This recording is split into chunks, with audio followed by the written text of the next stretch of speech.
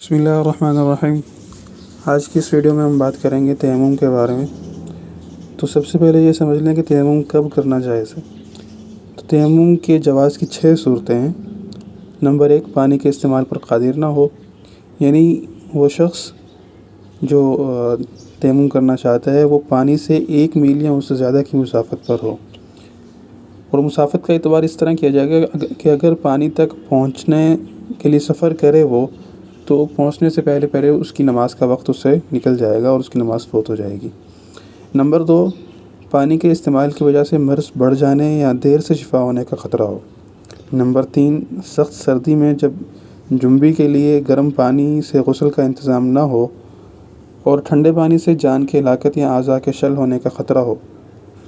Number 4، پانی ایسی خطرناک جگہ پر ہو کہ وہاں جا کر پانی لانے میں شدید جان مال کے نقصان کا خطرہ ہو، مثلاً کوئی درندہ وغیرہ ہے درمیان میں، یا کوئی دشمن قبیلہ وہاں درمیان میں حائل ہے، اگر وہاں سے گزرنے کی کوشش کرے گا تو وہ قتل وغیرہ کر دیں گے، یا پیچھے جو مال وغیرہ ہے وہ ضائع ہو جائے گا۔ نمبر 5، پانی کم ہو، اتنا ہو کہ صرف پینے کے لیے ہی پورا ہو سکتا ہو۔ اگر اس سے وضو وغیرہ یا غسل وغیرہ کیا جائے گا تو اس سے پیاسا مرنے کا خدشہ ہو، اپنا یا اپنے جانوروں کا۔ نمبر 6، پانی کا کنواں موجود ہو مثلاً، لیکن اس کو کنویں سے نکالنے کا کوئی ذریعہ موجود نہ ہو، مثلاً کوئی ڈول وغیرہ موجود نہیں ہے، رسی وغیرہ موجود نہیں جس کے ذریعے سے کنویں کے اندر سے پانی نکالا جائے، اور اس طرح کنویں کے اندر جانا بھی ممکن نہ ہو، تو ان 6 صورتوں میں تیمم کرنا جائز ہو جاتا ہے۔ اس میں جو دوسری صورت تھی جواز کی، مرض کی حالت میں کہ مرض بڑھ جانے کا یا شفا دیر سے ہونے کا خطرہ ہو، تو اس کے بارے میں یہ ہے کہ کیسے پتہ چلے گا کہ یہ میرا مرض ایسا ہے کہ پانی کا استعمال اس میں خطرناک ہے۔ تو ایک تو یہ ہے کہ بندہ خود صاحب علم ہو تو وہ اپنی حالت کا اندازہ کر سکتا ہے، لیکن عام آدمی کے لیے یہ ہے کہ وہ کسی ماہر دیندار طبیب، کوئی ڈاکٹر ایسا ہو جو دین سے واقفیت رکھتا ہو، اس کو دین کے مسائل کا اندازہ ہو، تو وہ اگر اس کو کہہ دے کہ بھئی تم پانی استعمال نہ کرو، تیمم کر لو، تو وہ کر سکتا ہے۔ تیمم مختلف عبادتوں کے لیے کیا جاتا ہے، جن میں سے کچھ مقصودی بھی ہیں، کچھ غیر مقصودی بھی ہیں۔ مقصودی عبادت وہ ہوتی ہیں جو از خود مطلوب ہوتی ہیں، مثلا نماز وغیرہ کے لیے تیمم کیا جائے گا تو اس کو ہم کہیں گے کہ اس نے عبادت مقصودی کے لیے تیمم کیا ہے۔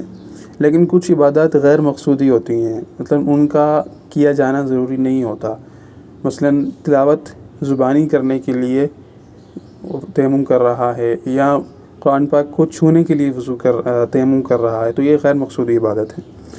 تو نماز وغیرہ جو کہ مقصودی عبادت ہے، اس کے اندر مطلقاً تیمم کی اجازت نہیں ہے، صرف ان نمازوں کے لیے تیمم کرنے کی اجازت ہے جن کے فوت ہو جانے کی صورت میں ان کی قضا کی کوئی صورت نہیں بنتی، مثلا نماز جنازہ ہے یا نماز عیدین ہے۔ جیسے عید کی نماز اگر آپ کی جماعت سے فوت ہو گئی تو اس کی کوئی قضا نہیں ہے، آپ الگ سے نہیں پڑھ سکتے۔ اسی طرح اگر نماز جنازہ نکل گئی تو آپ دوبارہ خود نہیں پڑھ سکتے اس کو، تو اس کے لیے آپ تیمم کر کے شامل ہو سکتے ہیں۔ لیکن اس کے علاوہ جو دیگر نمازیں ہیں، 5 وقتہ نمازیں، نماز جمعہ اور اسی طرح نماز وتر وغیرہ، یہ چونکہ اپنا خلیفہ رکھتی ہیں، یعنی کہ یہ اگر فوت ہو جائیں تو قضا نماز پڑھی جا سکتی ہے، اس لیے ان کے لیے وضو کرنا ضروری ہوگا۔ وقت کی تنگی کے پیش نظر تیمم نہیں کیا جائے گا، نماز نکلتی ہے تو نکل جائے، بعد میں قضا پڑھی جائے گی۔ لیکن اس 5 وقتہ نماز کے سلسلے میں امام ابو حنیفہ رحمہ اللہ تبارک و تعالیٰ کے ایک شاگرد ہیں، امام زفر رحمہ اللہ، ان کا قول یہ ہے کہ اگر نماز اتنی تاخیر ہو جائے نماز میں کہ اگر وضو کر کے نماز پڑھنے کی کوشش کرے گا تو وقت نکل جائے گا، تو وہ فرماتے ہیں کہ وہ شخص اس وقت تیمم کر کے فوراً وقت کے اندر ایک بار نماز ادا کر لے تیمم کے ساتھ، لیکن اس کے بعد وضو کر کے دوبارہ نماز پڑھے، نماز کی دوبارہ قضا کرے۔ اس کا یہ مقصد ہے، دراصل نماز اپنے وقت کے اندر پڑھنا فرض ہوتا ہے، اگر وقت نکل گیا بعد میں نماز پڑھی تو گناہ گار ہوتا ہے آدمی، لیکن اگر کسی مجبوری کی بنا پر وہ وقت سے اس کی نماز نکل گئی تو پھر گناہ نہیں ہوتا۔ تو یہی صورت ہے کہ نماز کے نکلنے میں آخری 2-3 منٹ باقی ہیں، اگر وضو کرے گا تو وقت نکل جائے گا اور آدمی گناہگار ہوگا. تو اس کے لیے یہ ہے کہ تیمم کر کے وقت کے اندر ایک بار ادائیگی کر لے اور پھر بعد میں وضو کر کے قضا بھی کر لے، تو نماز اصل میں قضا والی ادا ہو جائے گی، لیکن گناہ سے بچ جائے گا کہ وقت کے اندر بھی اس نے ادائیگی کی کوشش کی تھی. اب یہ سمجھ لیں کہ تیمم کرنے کا طریقہ کیا ہے. تیمم کرنے کا طریقہ یہ ہے کہ نیت کر کے دونوں ہتھیلیاں مٹی پر ماری جائیں، پھر اس کے بعد انہیں پورے چہرے پر پھیر لیا جائے.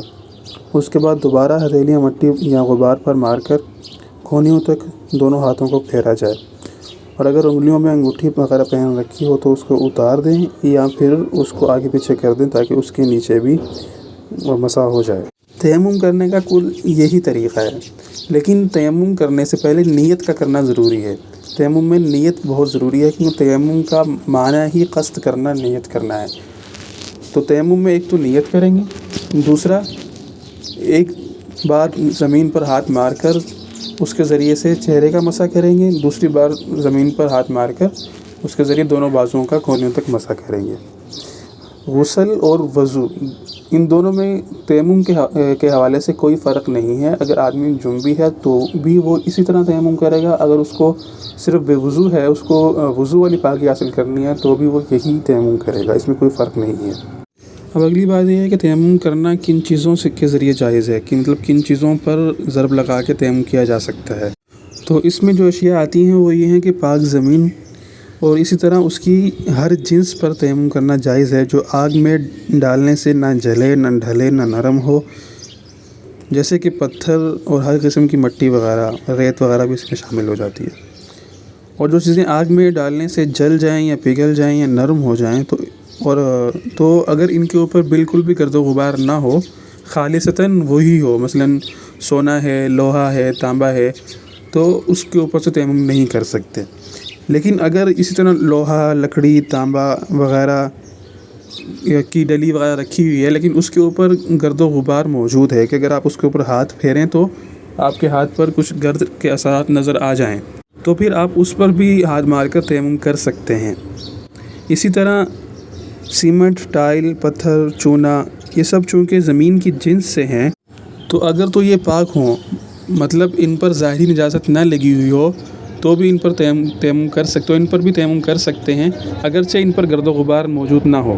نیز ایک ہی جگہ سے کئی بار بھی تیمم کیا جا سکتا ہے. مثلاً ایک ہی ٹائل ہے، مثلاً اس پر سے آپ نے ایک بار تیمم کیا تو دوسری بار بھی اس پر کر سکتے ہیں، تیسری بار بھی کر سکتے ہیں.